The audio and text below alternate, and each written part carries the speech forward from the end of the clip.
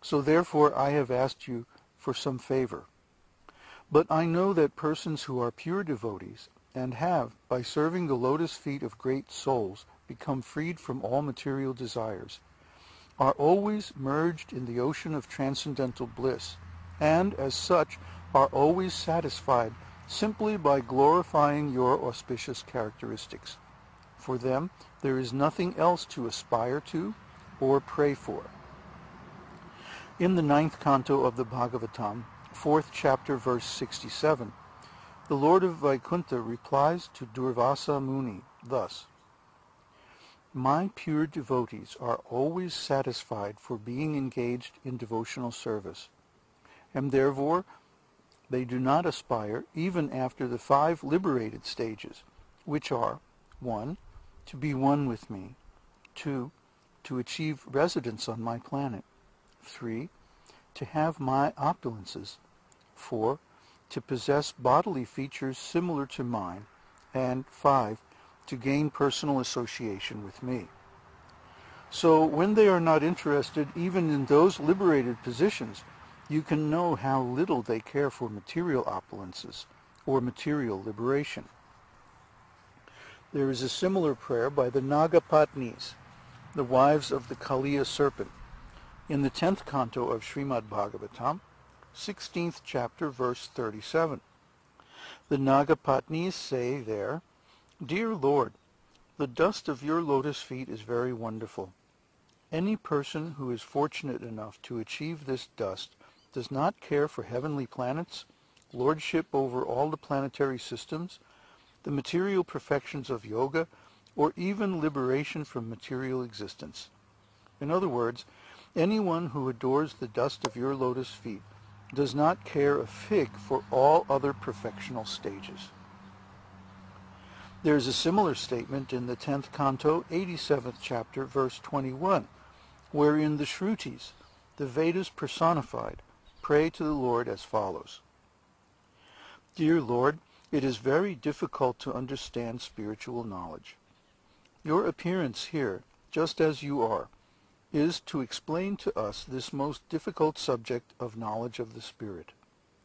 As such, your devotees who have left their domestic comforts to associate with the liberated Acharjas, teachers, are now fully merged in the devotional service of your Lordship, and thus they do not care for any so-called liberation.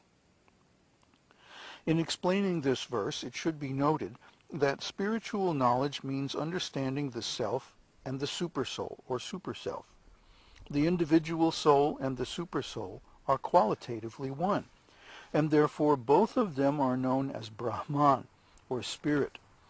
But knowledge of Brahman is very difficult to understand.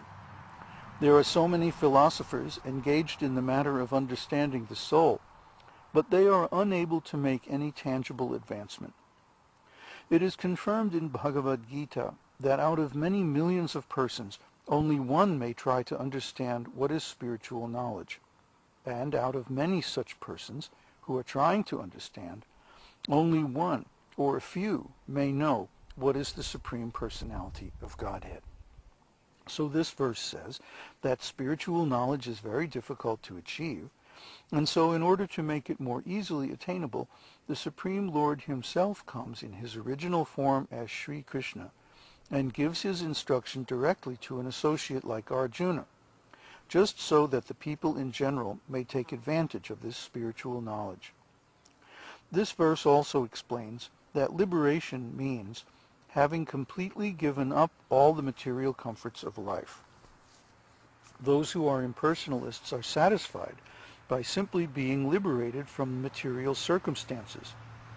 But those who are devotees can automatically give up material life and also enjoy the transcendental bliss of hearing and chanting the wonderful activities of Lord Krishna. In the 11th canto of Śrīmad-Bhāgavatam, 20th chapter, verse 34, Lord Krishna says to Uddhava, My dear Uddhava, the devotees who have completely taken shelter of my service are so steadfast in devotional service that they have no other desire.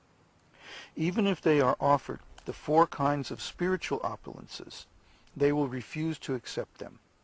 So what to speak of their desiring anything within the material world? Similarly, Lord Krishna says in another passage of the Bhagavatam, 11th Canto, 14th chapter, verse 14, "My dear Uddhava, a person whose consciousness is completely absorbed in my thought and activities does not aspire even to occupy the post of Brahma, or the post of Indra, or the post of lordship over all the planets, or the 8 kinds of mystic perfections, or even liberation itself." In the 12th canto of Śrīmad-Bhāgavatam, 10th chapter, verse 6, Lord Shiva says to Devi, "My dear Devi, this great Brahmana sage Markandeya has attained unflinching faith and devotion unto the Supreme Personality of Godhead, and as such he does not aspire after any benedictions, including liberation from the material world." Similarly, there is a statement in Padma Purana describing the ritualistic function during the month of Kartika, October-November. During this month, in Vrindavan, it is the regulative principle to pray daily to Lord Krishna in his Damodara form. The Damodara form refers to Krishna in his childhood, when he was tied up with rope by his mother, Yashoda. Dama means ropes, and Udara means the abdomen. So Mother Yashoda, being very disturbed by naughty Krishna, bound him round the abdomen with a rope, and thus Krishna is named Damodara. During the month of Kartik, Damodara is prayed to as follows: "My dear Lord, you are the Lord of all, the giver of all benedictions." There are many demigods, like Lord Brahma and Lord Shiva, who sometimes offer benedictions to their respective devotees. For example, Ravana was blessed with many benedictions by Lord Shiva, and Hiranyakashipu was blessed by Lord Brahma. But even Lord Shiva and Lord Brahma depend upon the benedictions of Lord Krishna, and therefore Krishna is addressed as the Lord of all benefactors. As such, Lord Krishna can offer his devotees anything they want, but still the devotee's prayer continues. "I do not ask you for liberation, or any material facility up to the point of liberation. What I want is your favor, that I may always think of your form, which I see now, as Damodara. You are so beautiful and attractive that my mind does not want anything besides this wonderful form." In this same prayer there is another passage in which it is said, "My dear Lord Damodara, once when you were playing as a naughty boy in the house of Nanda Mahārāj, you broke the box containing yogurt, and because of that, Mother Yashoda considered you an offender and tied you with rope to the household grinding mortar. At that time, you delivered the 2 sons of Kuvera, Nalakuvara and Manigriva, who were staying there as 2 Arjuna trees in the yard of Nanda Mahārāj. My only request is that by your merciful pastimes you may similarly deliver me." The story behind this verse is that the 2 sons of Kuvera, the treasurer of the demigods, were puffed up on account of the opulence of their father. So once on the heavenly planet they were enjoying themselves in a lake with some naked damsels of heaven. At that time the great sage Narada Muni was passing on the road, and was sorry to see the behavior of the sons of Kuvera. Seeing Narada passing by, the damsels of heaven covered their bodies with cloth, but the 2 sons, being drunkards, did not have this decency. Narada became angry with their behavior and cursed them thus: "You have no sense, so it is better if you become trees instead of the sons of Kuvera." Upon hearing this, the boys came to their senses and begged Narada to be pardoned for their offenses. Narada then said, "Yes, you shall become trees, Arjuna trees, and you will stand in the courtyard of Nanda Mahārāj. But Krishna himself will appear in time as the foster son of Nanda, and he will deliver you."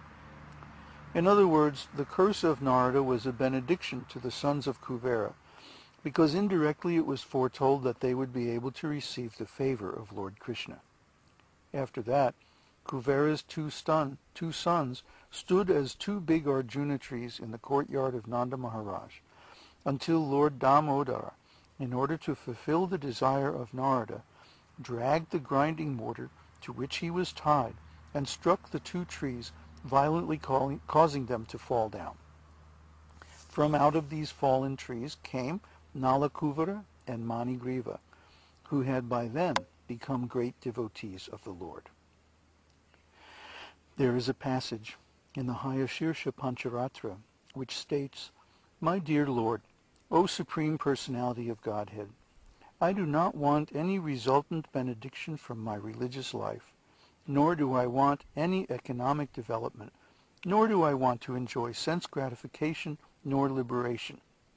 I simply pray to be an eternal servant at your lotus feet. Kindly oblige me and give me this benediction." In the same Hayashirsha Pancharatra, after Nrsimhadev wanted to